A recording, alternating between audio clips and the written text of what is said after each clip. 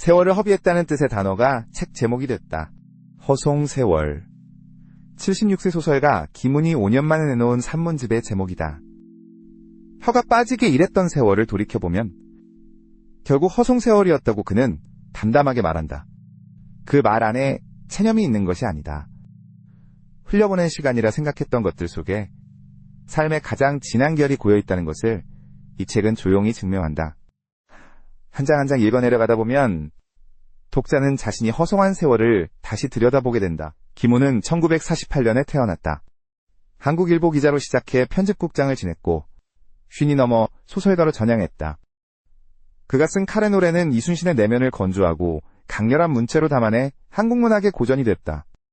형용사와 부사를 극도로 절제하고 명사와 동사만으로 세상을 구축하는 것이 그의 문체다. 살점 하나 붙이지 않은 뼈처럼 그의 문장은 건조하고 단단하다.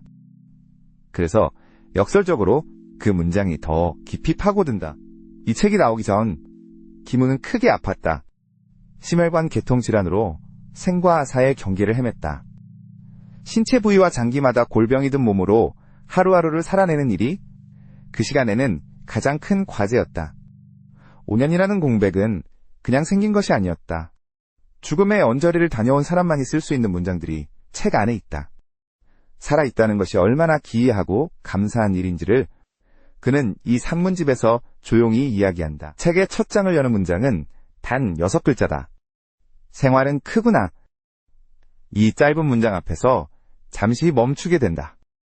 우리가 매일 살아내는 이 생활이 밥 먹고 자고 일어나 다시 나가는 그 일들이 사실은 얼마나 거대한 것인지를 이 문장은 단번에 말한다. 철학도 관념도 없이 단 6글자로 삶의 무게를 짚어낸다. 김훈은 대단한 것을 대단하게 쓰지 않는다. 사소한 것의 깊이를 드러내는 데 탁월한 작가다. 이 문장을 품고 읽어나가면 이어지는 모든 산문이 다르게 읽힌다. 김훈은 일산 호수공원을 자주 걷는다. 저녁이 되면 노을을 들여다본다. 그는 썼다. 허송세월하는 저녁에 노을을 들여다보면 시간의 질감을 살아있는 육신의 관능으로 느낄 수 있다고. 노을은 사진으로 저장할 수 있지만 그 노을이 내 살갗에 닿는 느낌은 저장되지 않는다. 그것은 오직 그 순간, 그 자리에 서 있을 때만 온다. 아무 생산도 없어 보이는 저녁 산책이 실은 삶의 가장 진한 순간임을 그는 안다. 나이를 먹으면 핸드폰의 부고가 자주 찍힌다. 김훈은 이것을 이렇게 표현한다. 핸드폰의 부고가 찍히면 죽음은 배달 상품처럼 눈앞에 와 있다고. 익숙한 이름이 부고에 등장하고 그 이름을 오래 바라보다가 핸드폰을 내려놓는다. 그렇게 죽음은 일상의 풍경 안으로 들어온다. 김훈은 이 사실을 외면하지 않는다. 죽음을 직시하는 사람만이 지금 이 순간을 제대로 살 수 있다는 것을 그는 안다. 일부의 제목은 새를 기다리였다. 김훈은 새를 기다린다. 어느 계절에 어떤 새가 오는지를 관찰하고 제비집을 바라보는 아이들의 눈빛을 들여다본다.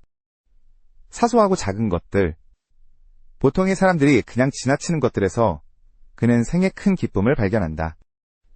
그것이 김훈 특유의 능력이다. 아주 작은 것에도 감동하는 능력, 그리고 그 감동을 정확하게 언어로 옮기는 능력.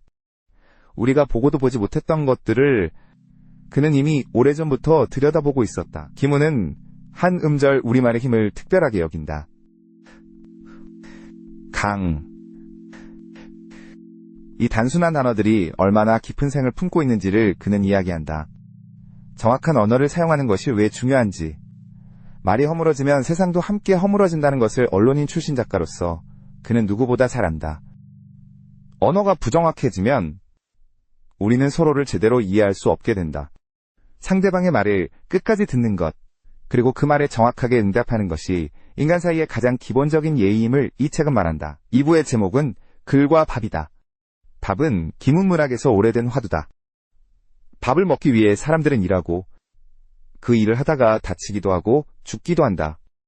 밥과 죽음이 섞여 있는 노동의 현실을 그는 직시한다. 생계를 위해 위험한 일을 해야 하는 사람들, 그 삶의 무게를 김훈은 애달프게 바라본다. 밥벌이하고 사랑하고 미워하고 지지고 볶는 그 일상이 사실은 얼마나 치열하고 눈물겨운 것인지를 그는 담담하게 쓴다. 김훈은 세월호 참사를 이야기하고 산업재해를 이야기한다. 개인의 책임만 모른 채 일상으로 돌아가자고 말하는 사회를 그는 정면으로 비판한다. 생명을 물량으로 취급하는 인식, 죽음을 숫자로 처리하는 방식이 얼마나 큰 폭력인지를 그는 말한다. 이 책에서 그의 문장은 사회를 향해 가장 날카롭게 선다. 그러나 흥분하지 않는다. 절제된 문장 안에서 분노는 더욱 차갑고 무겁게 작동한다. 소리치는 것보다 침묵이 더 깊은 울림을 만들 때가 있다. 김훈의 문장이 그렇다. 3부의 제목은 푸르른 날들이다. 김훈이 마음속에 영원한 청춘으로 꼽는 인물들이 여기에 등장한다. 안중근, 정약용, 정약전, 찰스 다윈.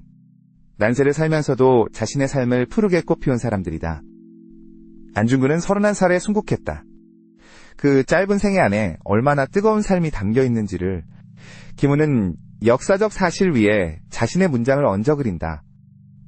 시대의 고통 앞에서도 자신의 길을 잃지 않은 그 태도에 김훈은 주목한다. 정약용과 정약전 형제의 이야기는 이 책에서 유독 마음에 걸린다.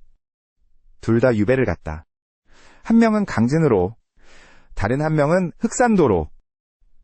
그 쓸쓸하고 외로운 땅에서 그들은 공부를 멈추지 않았다. 정약전은 흑산도에서 물고기를 관찰하고 기록해 자산어보를 남겼다. 세상이 그들을 버린 것 같았던 그 시간에 그들은 오히려 세상을 더 깊이 들여다보고 있었다. 허송세월처럼 보이는 유배의 세월이 실은 학문의 절정이 된 것이다. 이 역설이 이 책의 제목과 조용히 공명한다. 나이가 들면서 버려야 할 것들이 생긴다. 오랫동안 집착해온 것들, 소중하다고 붙들어온 것들을 내려놓는 일이다. 김훈은 이것을 버리기라고 표현한다. 버리기는 포기가 아니다. 더 가볍게 살기 위해 스스로 선택하는 일이다. 몸이 무거워질수록 짐을 줄이는 것이 지혜이고, 나이 든 몸으로 젊은 시절의 방식으로 세상을 붙들려 하면 더 힘들어진다. 버리는 것이 잃는 것이 아니라 오히려 더 본질적인 것을 남기는 일임을 이 책은 말한다. 김훈은 말한다. 가볍게 죽고 가는 사람을 서늘하게 보내자고. 이 말은 처음에는 차갑게 들릴 수 있다. 하지만 그 반대다. 죽음 앞에서 지나치게 무거워지면 남은 자들이 더 오래 슬픔에 묶이게 된다. 죽음을 자연스러운 것으로 받아들이고 그 사람이 잘 살았다면 서늘하게 잘 보내주는 것. 그것이 삶을 살아온 사람에 대한 진정한 예의라고 그는 생각한다. 76세의 작가가 쓰는 죽음에 관한 문장들은 가볍지만 결코 가볍지 않다. 김훈에게 글쓰기는 삶을 버티는 방식이었다. 아프고 외롭고 쓸쓸한 시간들을 그는 문장으로 건너왔다. 겪은 일을 겪은 대로 쓰는 것. 화려하게 꾸미지 않고 있는 그대로를 정확하게 담는 것이 그의 원칙이다. 그 문장들이 독자에게 닿을 때 독자는 자신이 설명하지 못했던 감정을 발견한다. 말로 표현하기 어려웠던 불편함, 이름 붙이지 못했던 슬픔에 이름이 생긴다. 그것이 문학의 힘이다. 허송세월은 그 힘을 가장 솔직한 방식으로 증명하는 책이다. 책을 덮고 나서 한참 동안 그 자리에 앉아 있었다. 허송세월. 그 말이 새롭게 들렸다.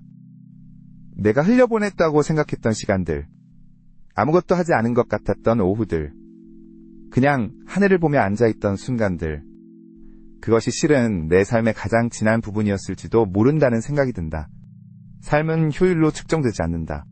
성취로도 다 담을 수 없는 것이 삶이다.